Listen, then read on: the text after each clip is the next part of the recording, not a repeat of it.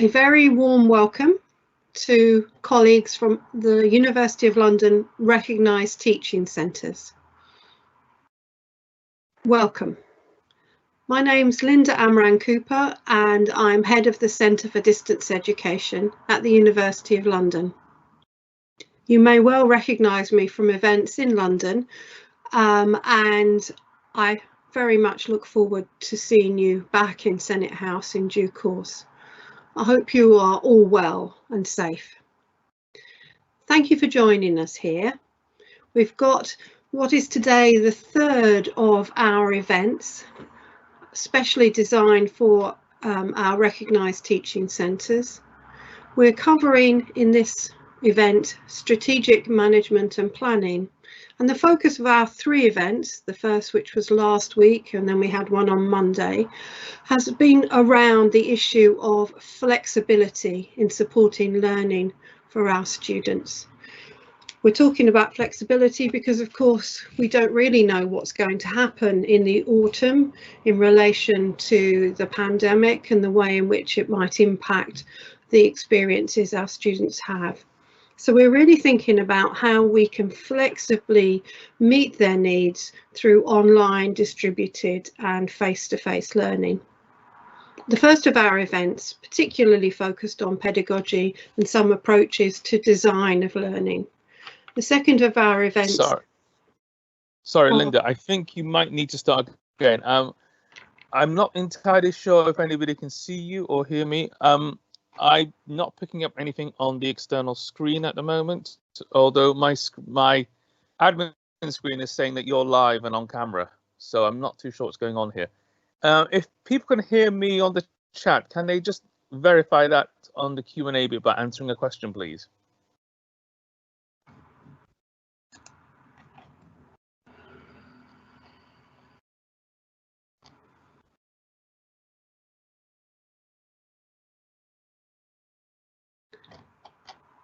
Sorry. We're not getting any feedback, Andrew. Could it be that the event's not happening? Okay, no, somebody can. So yes, yes, they can see. Sorry, I think we're just a temporary panic. Sorry. People can see and hear. So my apologies. Carry on, Linda. Sorry about that. Okay, well, I'm happy to start again. Welcome, for those of you who may not have heard me at the beginning, Linda Amran Cooper, head of the Centre for Distance Education. This is our third event designed specifically for our recognised teaching centres, and the focus today is on strategic planning and management. I'll say a bit at the end about the other two events. So what I'd like to do now is invite our two very distinguished professors who are going to present today to take us through. Before we do that, I just want to let you know about the question and answer area. Some of you have already engaged with that to provide us feedback on whether you can see us or not, so thank you. You can enter your questions in this area and there will be opportunities to like questions, and what we'll do at the points when we have breaks in the discussion for audience participation, I'll be helping our two professors to moderate that and to engage with those questions and answers. The event is being recorded and we will place it on the CDE website. Make sure you've got a link to it so you can share it with other colleagues within your institution or refer back to it as needed. Okay, so I'm going to introduce you now to Professors Alan Tate and Stylianos Hatzipaganos. Apologies, Stylianos, and welcome you to this event. Thank you. Hello. I will start by introducing myself, and then I will pass it over to my colleague Alan Tate, who will introduce himself as well. So I'm Stylianos Hatzipaganos, as Linda said. I'm a CD fellow, and just to give you an idea of my previous professional background and areas of focus and expertise is, for a very long time I worked at King's College, where I was responsible for e-learning and the transition to from face-to-face to an online learning environment. In the last 3 years, I worked in a graduate school at the University of West London, and there was a blended learning approach in the activities of the graduate school. The graduate school was responsible for the overview of doctoral education, and we spent quite a significant time, the big part of our time, our activities post-March until now, making sure that our students, our doctoral students, were not disadvantaged by the COVID-19 situation. And this had to do with providing support in the students online. Alan, would you like to introduce yourself? Thank you, Stylianos, and I'm very glad to join you all today in this webinar. I'm Alan Tate. I'm a fellow of the Centre for Distance Education, as Linda has said. I spent most of my career at the Open University in the UK, where I worked in the fields of student and tutor support. I worked in the Faculty of Wellbeing, Education and Language Studies, where I became Dean. And then I spent 5 years as a Provost Chancellor Academic at the Open University. And I've also worked internationally on a range of projects from Russia to South Africa, from Brazil to China, so quite widely around the world. And I'm very interested to meet this group of teaching centre managers. You must be a very interesting group indeed, and I hope to meet you in Senate House in happy days when travel starts again. Thank you, Stylianos, back to you. Right. Before Alan starts, I will just give you an idea of an overview of what the seminar will entail. So the focus of today's seminar is about, as Linda indicated, about planning and management. First of all, we'll reflect on what is meant by flexible and blended learning, and in particular, which elements of learning and teaching can be effectively supported by online learning, and also which elements are best to manage where possible in the classroom. So finding the right balance between face-to-face and online learning. Also, we'll consider how we promote digital access for all students and what strategies for professional development institutions need to have in place in order for students and staff can proliferate in the new, quite uncertain environment post-COVID-19. So over to you, Alan. Thank you, Stylianos. Andrew, could I have the next slide, or is it Mark? Thank you. So Stylianos and I were very aware when we prepared this webinar that we wanted to develop an agenda that was going to engage the leaders and managers of the teaching centres. So we worked, if you like, with the teachers and the academics in your centres, but we wanted to engage you in how to manage now and how to manage for the future. So we thought what we do is just firstly rehearse what's happened here in the UK and then ask you to reflect what's happened with you. The title of the webinar, you'll remember, was Uncertain Times, and they've certainly been uncertain times in universities in the UK since March, because over our spring holiday in March, senior managers, realising the seriousness of the COVID pandemic, wrote in the middle of the vacation to all staff in universities saying that the university campuses would not reopen after the spring holiday. So universities had 2, perhaps 3 weeks maximum notice that they were going to have to work in completely new ways. So the campuses were closed. And this was not as a result of strategic planning, that we wanted to change the balance between campus-based teaching and blended models or online models. It was a crisis. It was a crisis because people couldn't come together and meet. And so, as you can imagine, certainly here in the UK at least, there was a great deal of anxiety and indeed a great deal of unhappiness. Many people didn't want this move to more remote or online models. It was a panic move, but a necessary panic move. And so the major solution which people found in the immediate term was to move campus-based teaching to a remote technology using Zoom, Microsoft Teams, as we're doing today, or for those universities that already used learning management systems, Blackboard and Collaborate and so on.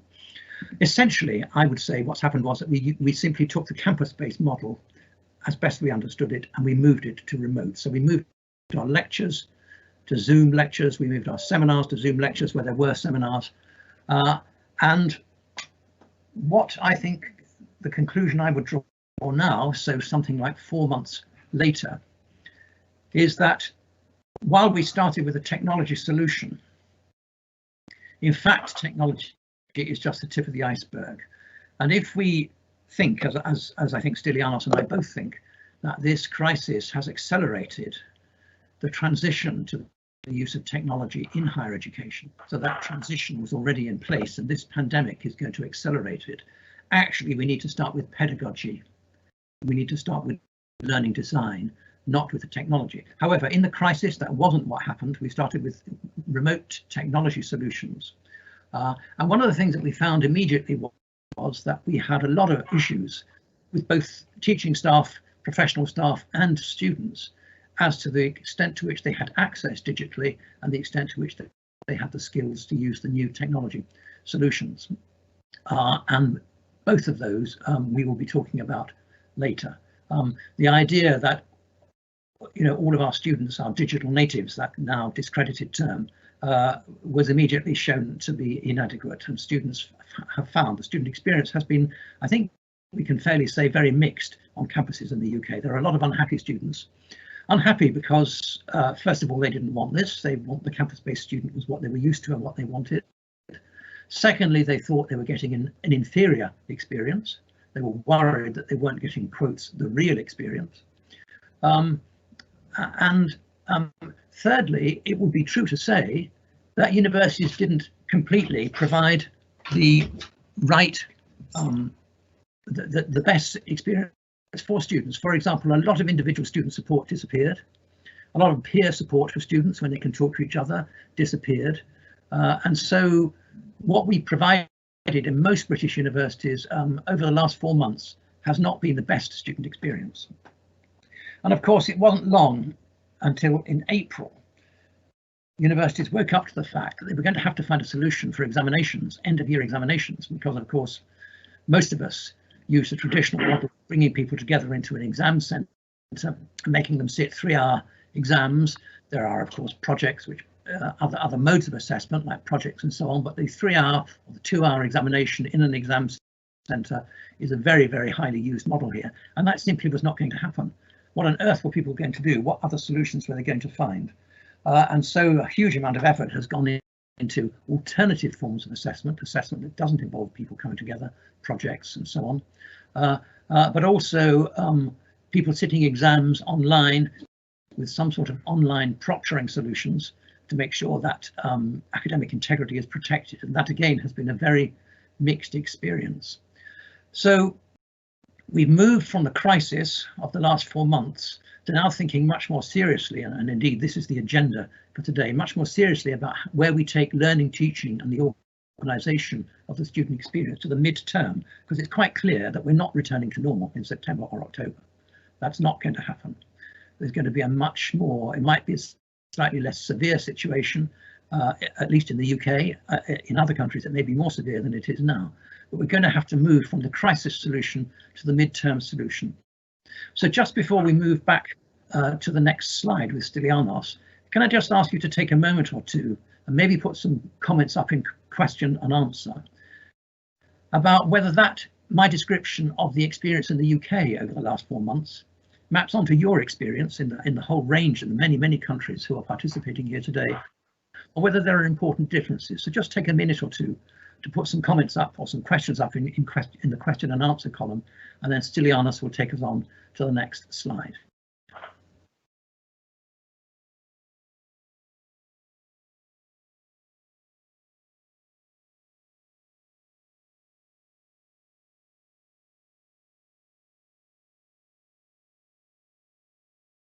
Okay, Stylianos, so why don't you move us on when you're ready? Yeah, okay. Mark, can you move to the next slide? Right, okay. Thanks, Alan. We thought that at this point, it would be very useful to start with with revisiting the notion of blended and flexible learning. And the idea is to identify the key traits, how also this notion of blended flexible learning was shaped in the new normal by the coronavirus crisis.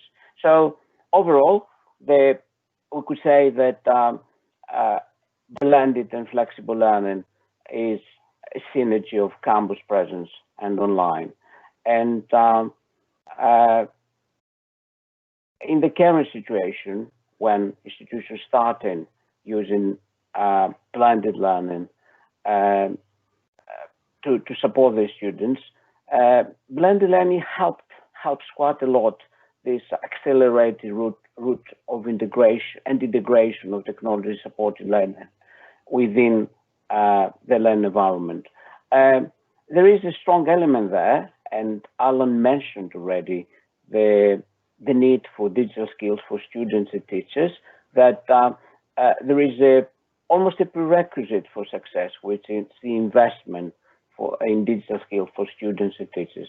Otherwise, they won't benefit. Students won't benefit from the environment, from the affordances, from the advantages of such a blended environment. And so teachers won't be able to show the best self, because they won't have the digital competencies required in order to support their students. Another characteristic of this blended and flexible learning environment is a learning management system. And this is very important because it integrates campus and online. And going back to the prerequisites, of course, access to hardware.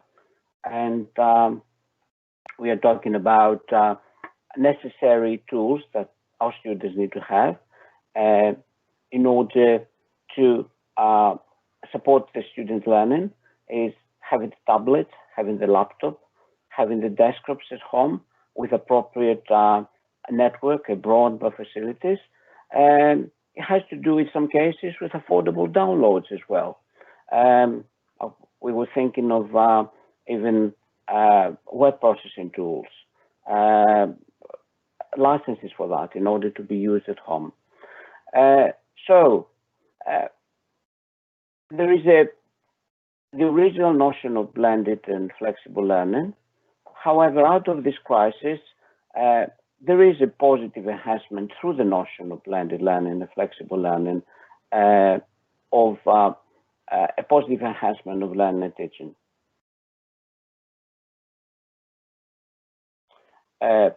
Mark, can you please move to the next slide?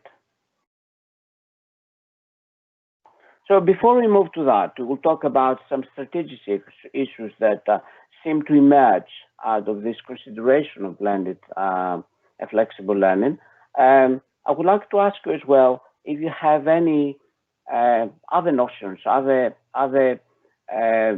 traits of blended flexible learning you would like to bring to our attention as they came across in your situation, in the environment you were using to support students, and you would like to bring this to our attention. Were there any other traits, other hurdles in putting together this blended and flexible learning environment, other characteristics that you thought were essential for this blended and flexible learning environment to proliferate? You might like to share this in the live event Q&A section on the right hand side of the screen. I'm stopping just for a minute, just for 30 seconds to give you the opportunity to share with us.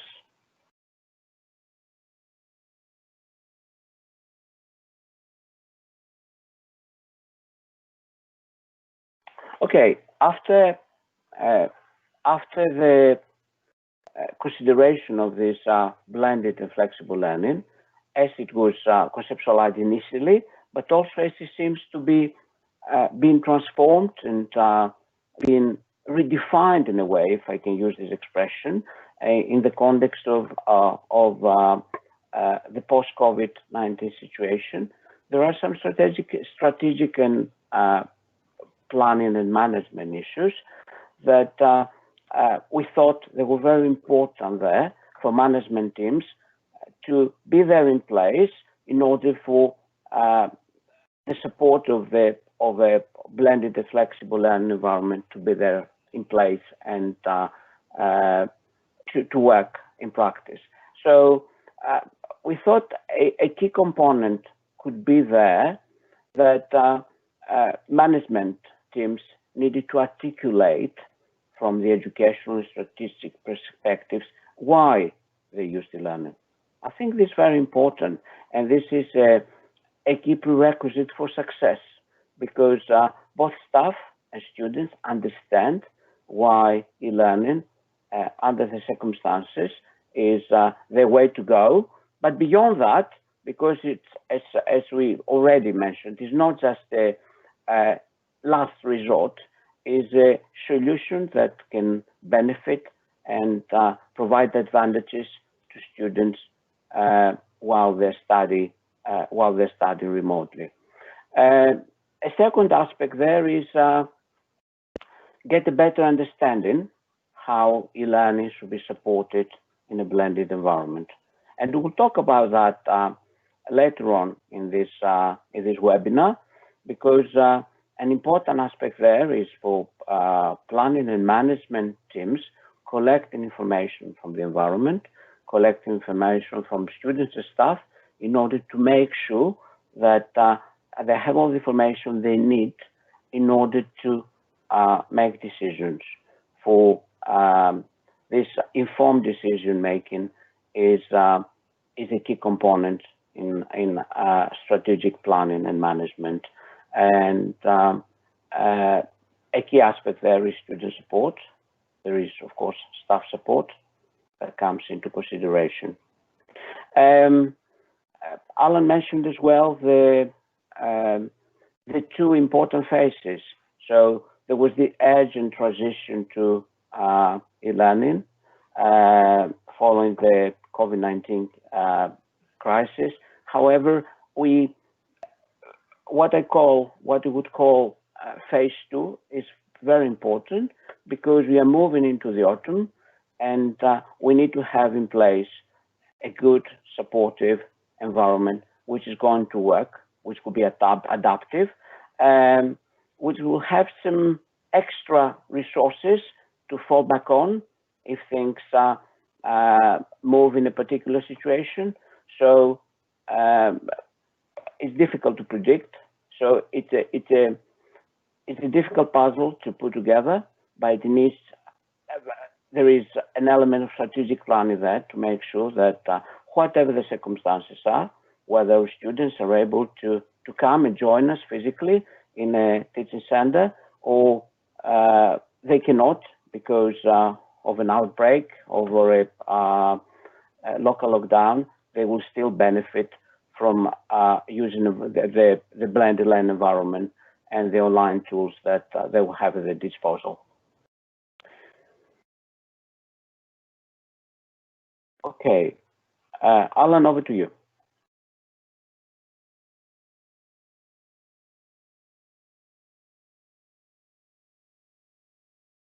Mark, can you please move to the next slide? Alan, you're on. Thank you, Mark. Thank you. Yes. So on this slide, Stylianos and I have put together 9 components which we think we can all work with as we plan the student experience in the next phase.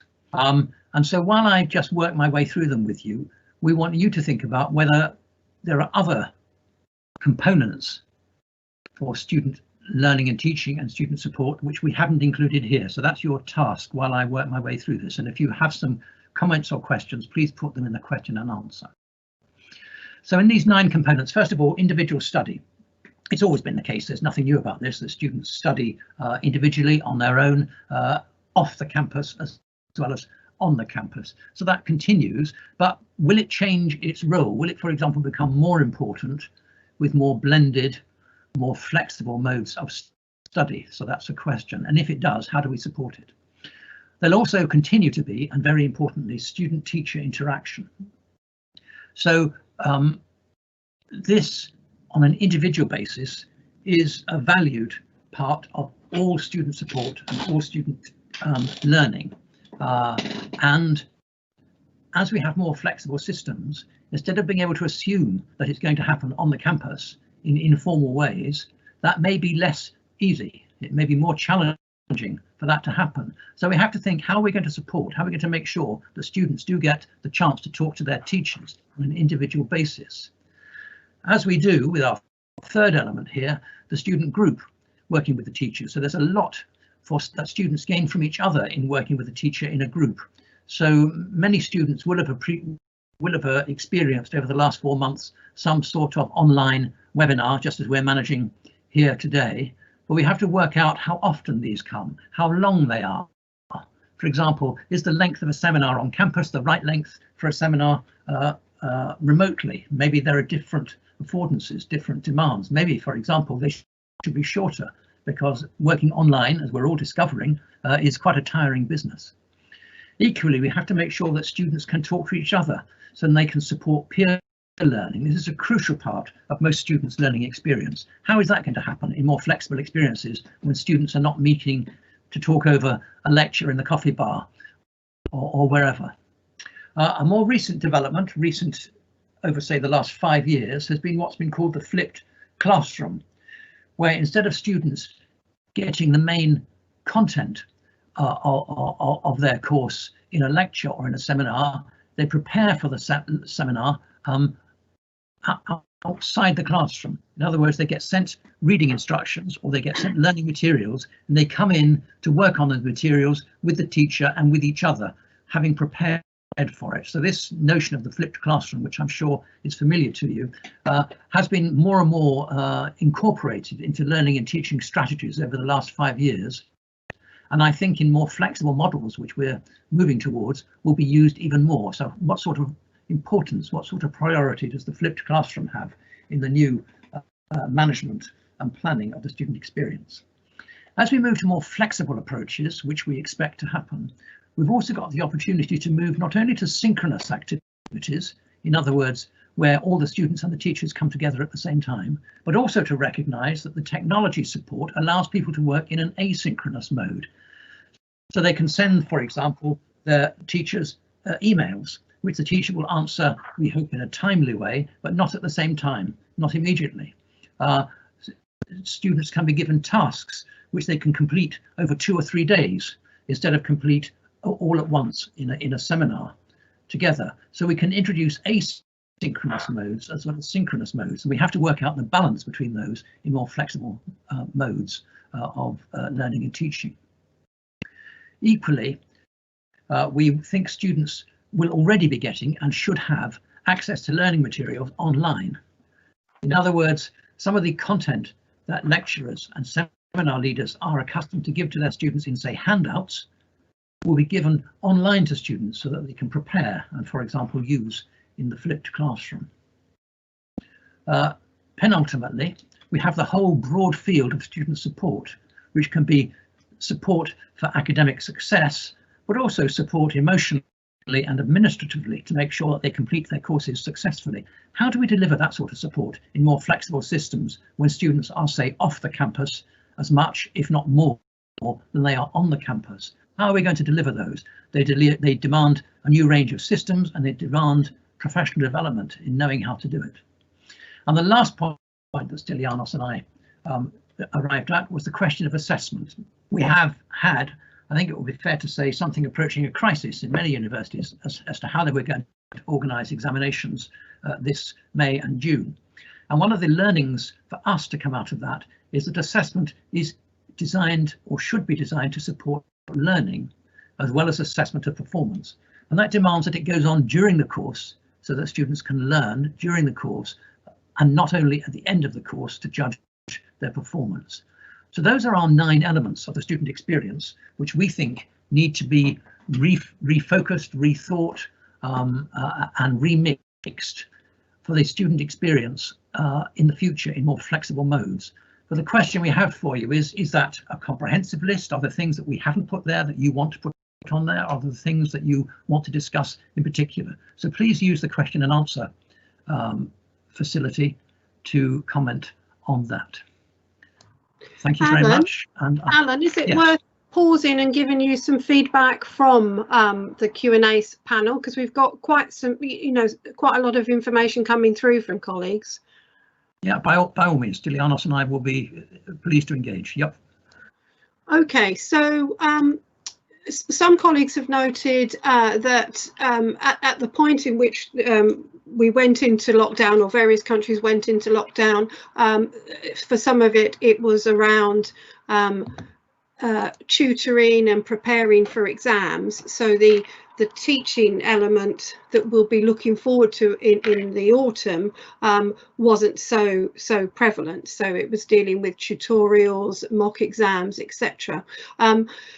Somebody has noted, and I think it's a very important point, that in September or October, when the new year starts, the students will be new. They will be unknown to the tutors. So there are the challenges of building that cohort.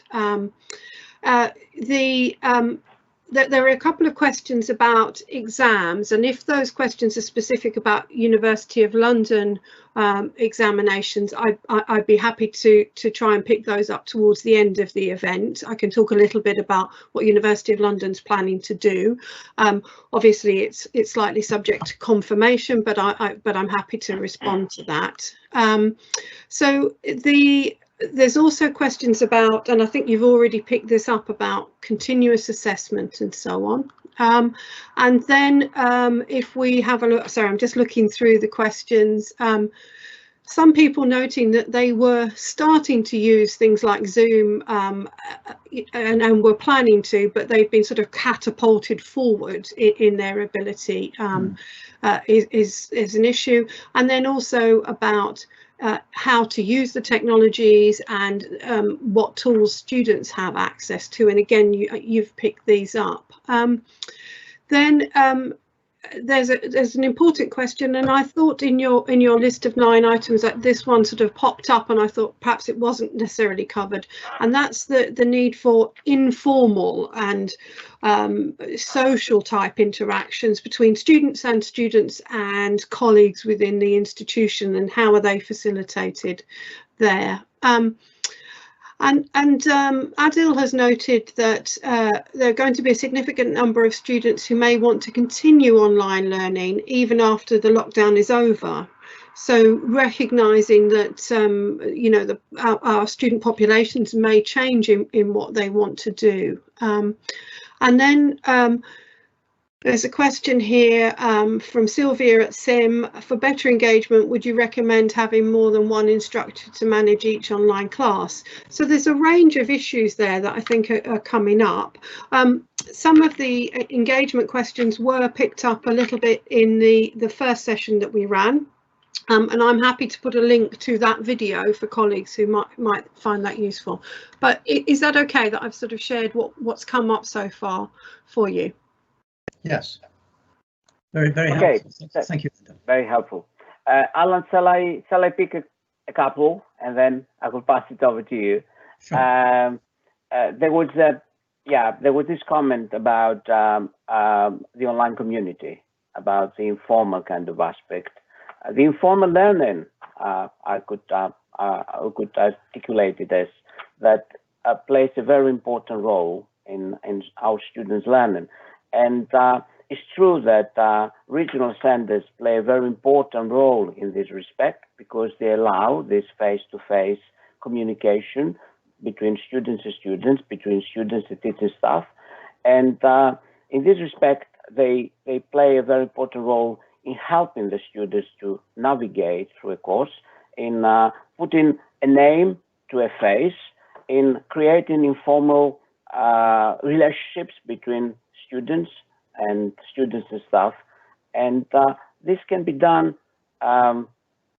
It's quite a challenging aspect of making it happen in an online environment where there's no this kind of communication, this face-to-face communication. And one of the scenarios facing in the future is that we may move into situations in the autumn that in some local setups, there won't be a possibility to have this face-to-face communication between students and staff. So I think there's a priority there for management when we are planning the student experience to make sure there are some activities, there are some events, online events, that could help to replace this lack of face-to-face content. Simple things like icebreakers, allowing students to have their own space when they communicate online in the online environment, running online events where the students can ask questions, can communicate, can participate, seminars, webinars that allow lots of student communication, events where students can bring their own problems and can communicate with other people. Surgeries, online surgeries, for instance, that a tutor is willing and will be part of their tasks to discuss with students and address students' issues. Alan?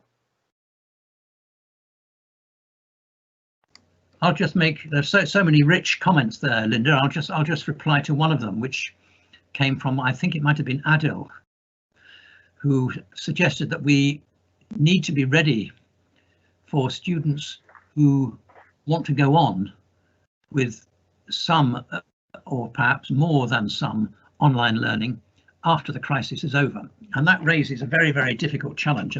It is one time a difficult challenge. It's also a very, very interesting and fruitful challenge for the managers of teaching centres, which is whether we go back, quotes, to normal when this pandemic is over, or whether we move forward, and I think this is much more likely, whether we move forward to some new situation, some new balance of learning and teaching and management methods. And I think that is very, very probable. We know that all educational institutions are in a process of transition as we adopt the supports from the digital world, the digital systems that we can. And in different parts of the world, we're in different places in that transition, but we're all in that transition.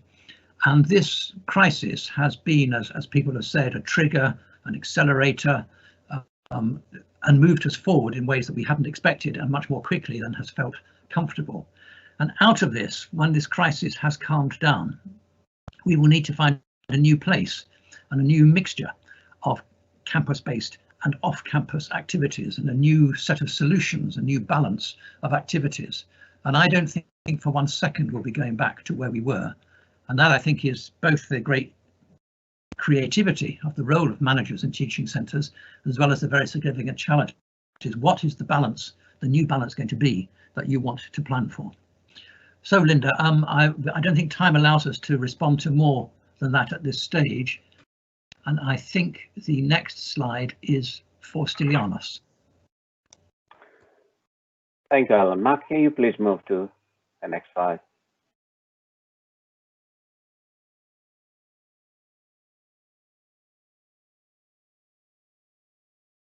And the next slide was, the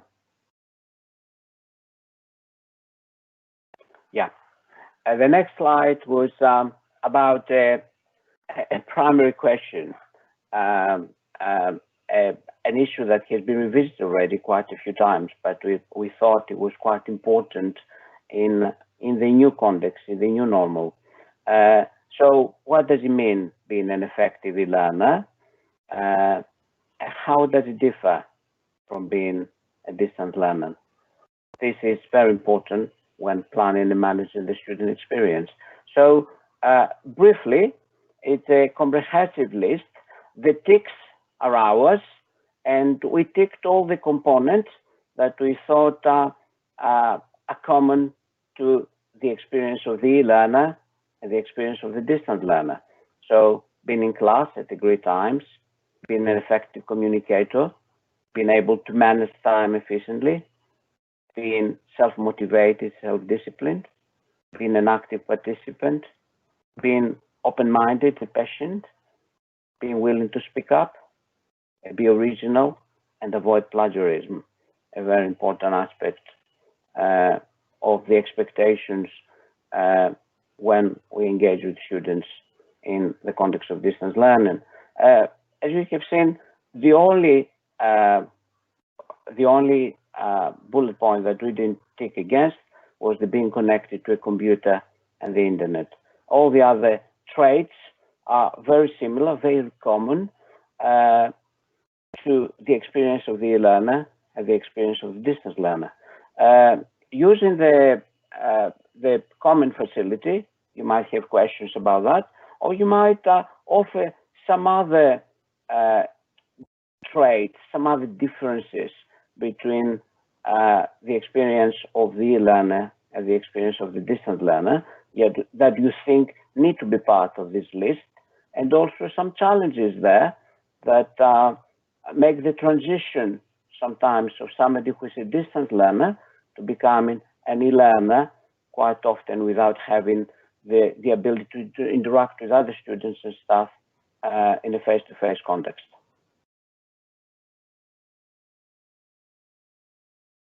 Mark, can you please move to the next slide?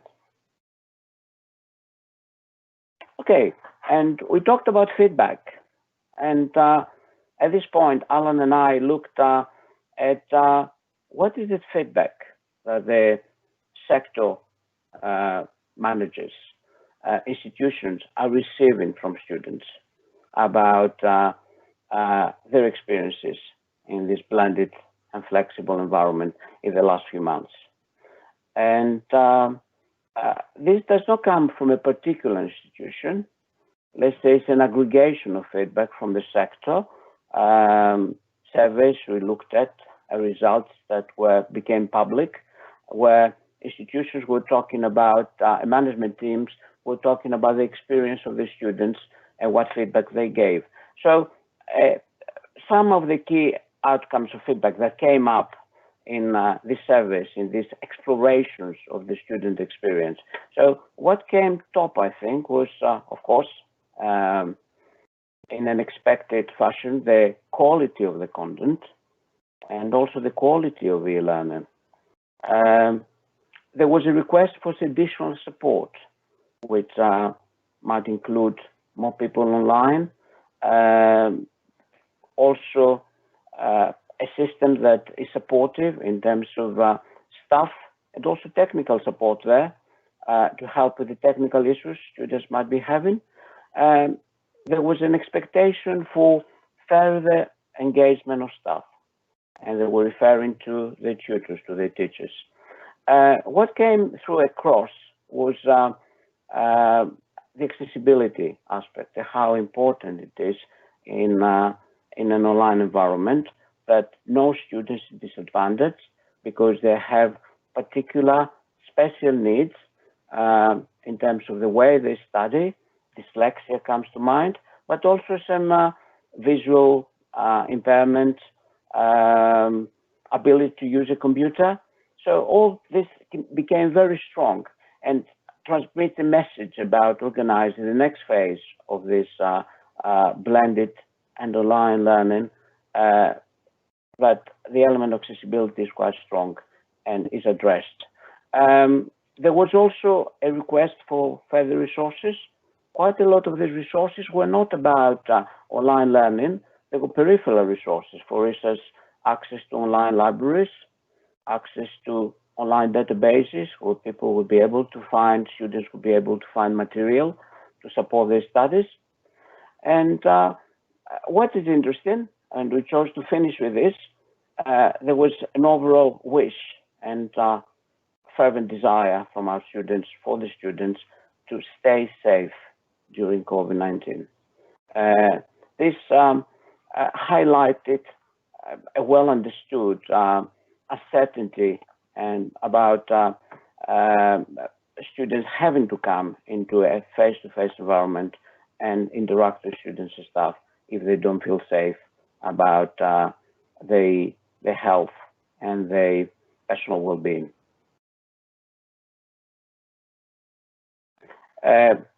an interesting thing we would like to explore, and please put some comments there if you want.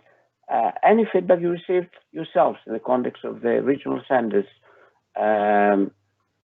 you're involved with about student feedback you received from your students in relation to this phase of post COVID-19.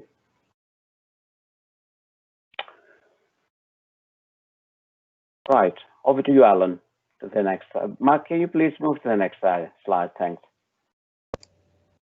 Thank you, Stylianos. Just to go through this reasonably quickly, but we think there are some important issues around digital access which need to be part of your planning process.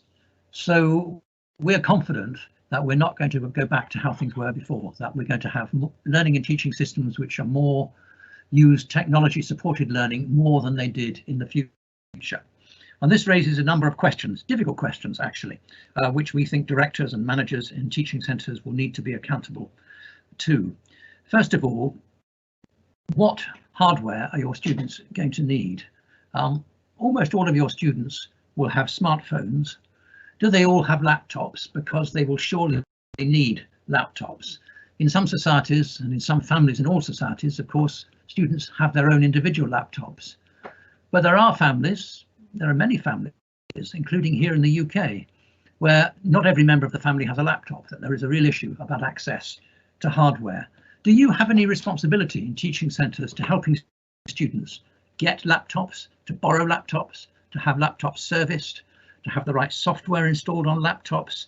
So don't let's take for granted the fact that all students have the necessary hardware for study. Some of them may need support. Secondly, and very importantly, students are going to need reliable and affordable download.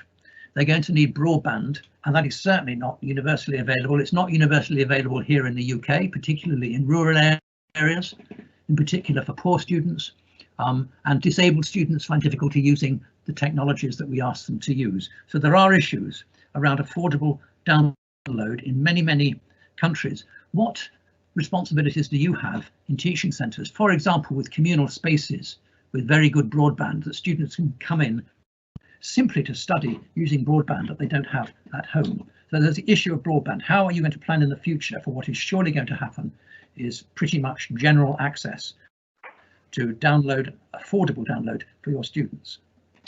Thirdly, we've already mentioned the importance of digital skills, not only for students, but also for your teachers.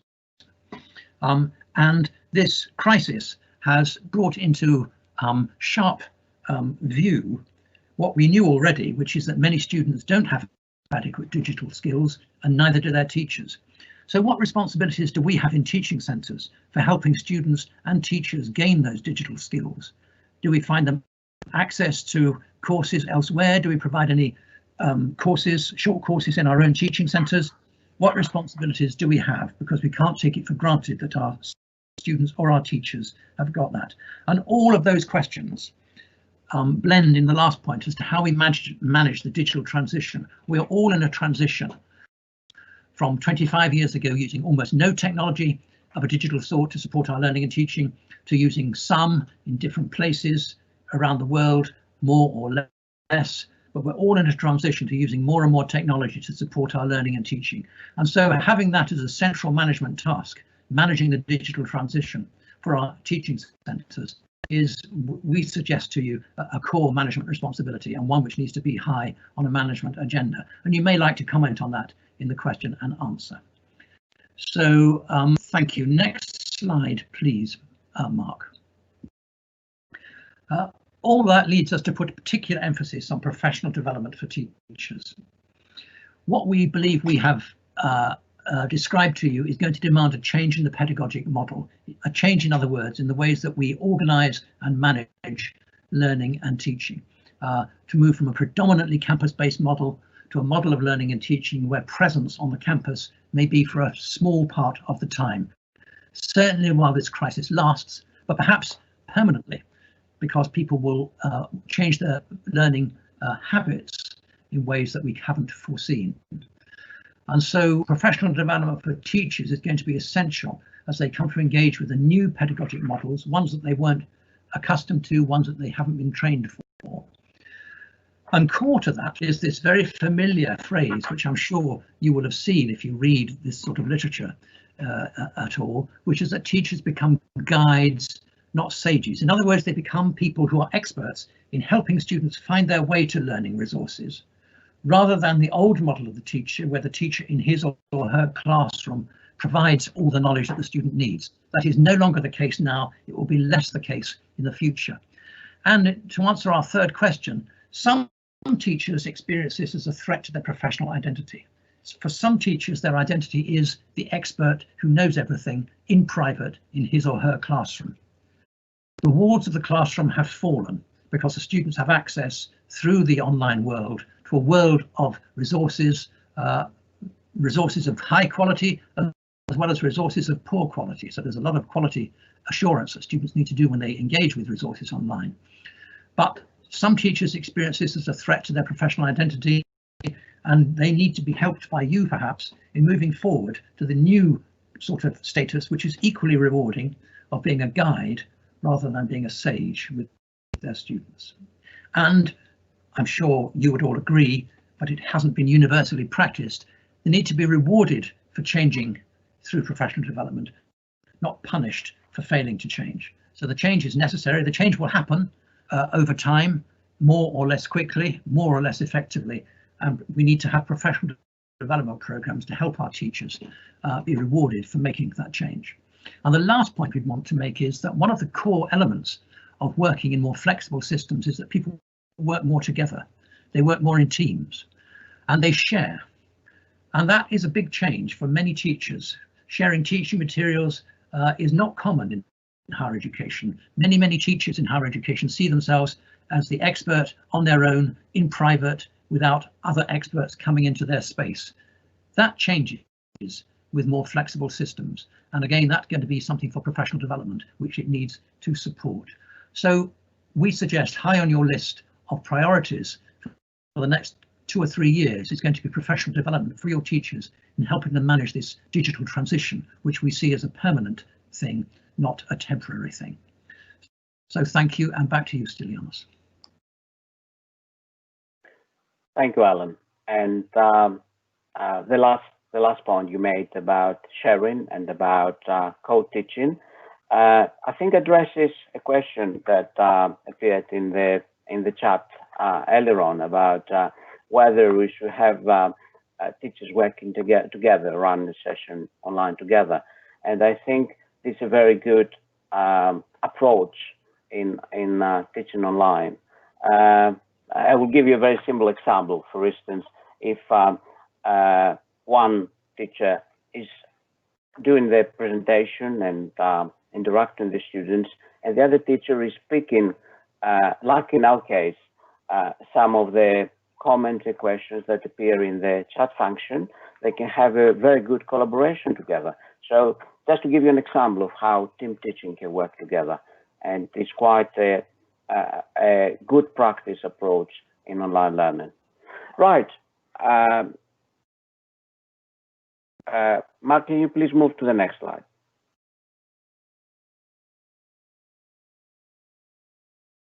Okay.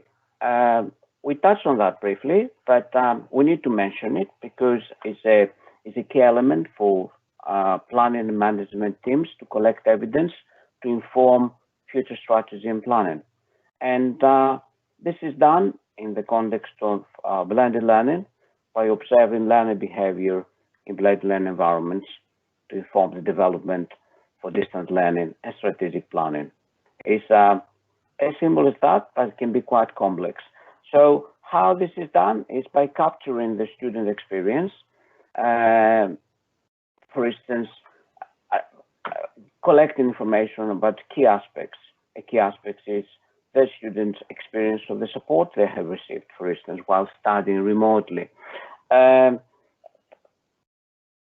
a few of you may be using learning analytics as a tool that can investigate and visualize institutional data sets to improve learning. I'll give you a very simple example of that. For instance, looking at virtual learning environment data and how students interact with a particular aspect of the course, how much time they spend in a course, how many of them have completed online quizzes. All these are key considerations that can feed into your strategic planning and management for the next semester to make sure that you have tools that are popular and also strong enough, robust enough for your students to learn from. And over to you, Alan. Alan will summarize this, the next slide, the last slide, sorry. Okay, thank you, Stylianos. So this is our last slide, and this is, we're just going to finish on time, so we're just going to creep in under the time boundary here. So we've developed this kind of agenda, which we hope might be useful to you, but it's for you to approach critically and to comment on. But we think it's very important that we use this crisis for positive outcomes, that we don't regard this as simply a negative impact on the way in which we organise learning and teaching in teaching centres, but use it as a positive way to go forward. So questions which we think are worth addressing. Firstly, how do we use this shift in the use of in more flexible systems to improve the quality of learning and teaching? Very important that we move forward to improve what we do. And we think that's possible with more flexible systems, and we hope we've given you some clues as to how that can happen. Secondly, we think it's very important that teaching centres try and embed 21st century skills for students, in particular around employability. There are too many countries where we have large numbers of unemployed graduates.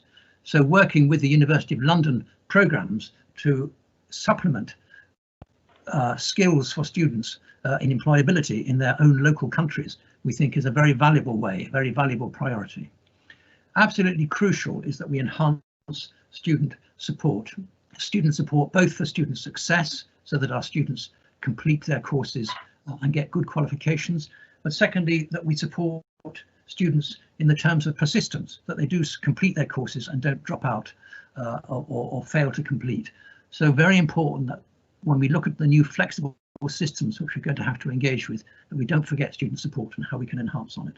And lastly, what we've just been talking about, how we work on digital access, making sure that students have access to the hardware and to the download that they need, and to digital skills, both for our students and for our teachers. So we think that provides an agenda to provide positive outcomes as a way forward for this crisis, which is going to be with us, we think, for the long term in terms of outcomes, not the short term. So just pulling that to an end now, Linda, can I hand back to you as moderator and see if you want to feed in any last comments or any final remarks? Thank you very much, Stylianos and Alan. Absolutely excellent, and clearly hitting the nail on the head, because there was very active discussion of the issues that you raised within the presentation. What we will ensure is that the comments within the question and answer are summarised and provided, so that we've got a record of those on the CDE website, and we'll send you a link. We'll also be issuing the video of this event, so you'll be able to see the presentation and hear the discussion that went on here. And we will make sure that everybody has sort of reminders of the links that we've placed in there. I've just comments just come in from Sadie Jane, who's joined us at all of the events, to say thank you very much for today's session, as well as the others. They've been very helpful. Well, thanks, Sadie Jane, for putting that in there. We do hope they've been helpful to teaching centres. We will make sure that you've got a constant sort of update. The new Teaching Centres portal will be launching next month, and we'll have a staff development section in there that I'll be putting some more information in, so you'll be able to see that. My colleagues within the Centre for Distance Education are very, very keen on supporting our teaching centres as much as we possibly can. We feel this has been an important opportunity to connect with teaching centres, so we'd like to continue with that. So please don't hesitate to get in touch with us. Just a last brief moment, if I may, on a brief discussion on assessment plans for the University of London. So colleagues within teaching centres will be aware that we've had to move something like 110,000 exams into an online format for our students, for about 38,000 students. And you'll know it's been a tremendous effort by everybody, the students, the staff, the programme teams, yourself within teaching centres, so we very much appreciate that collective effort. We finished by the middle of August. Clearly we've extended that time frame. That's had implications for colleagues within teaching centres, and we recognise that. It's had implications for our students and ourselves as well. We have made the decision that all assessment, what would have been paper-based exam assessment within exam centres in the autumn term, will be online running up till December. Beyond that, we haven't yet made decisions. We're looking at the way in which the pandemic develops. So if you have specific questions about the assessment, please do get in touch. I'm happy to funnel the questions, but Tim Wade is the main lead on this. And we are undertaking a very extensive review of what's happened. And coincidentally, it's myself, Stylianos, Alan, Hugh Morgan-Jones, who many of you will know, who are working on this evaluation. The students will be receiving a questionnaire. We're also looking at student outcomes in terms of how they've done on average in their exams in comparison to previous years, and student behaviour, how many of them have taken their exams. And we'll be able to look at that on a regional basis, on a by gender, by programme, etc. basis. Generally, we're seeing higher uptake of exams than in comparison to going to exam centres, but it is mixed for our students in different locations in particular. So we will absolutely keep you posted, and we're very keen to continue to work with you, and it's a great privilege for us to meet with you in this rather digital format. And I'm sorry we can't see you. You can see us, but we can't see you, unfortunately. But please do keep in touch, and we all hope that you have a very safe, healthy and somewhat restful summer. Okay, we're going to stop there. Thank you, colleagues, for joining us, and thank you, presenting team.